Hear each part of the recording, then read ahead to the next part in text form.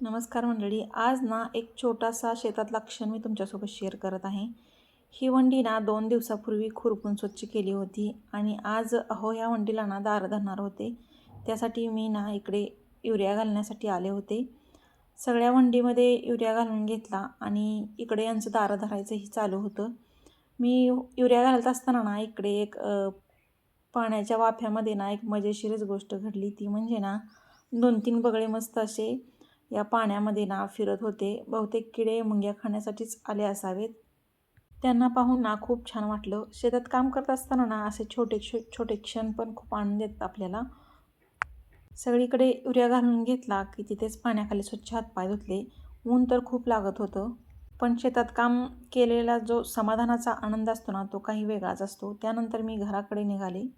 हा छोटासा क्षण मी तुमच्यासोबत शेअर केला आहे. आवडला तर लाईक करा, आपल्या चॅनलला सबस्क्राईब करा. धन्यवाद.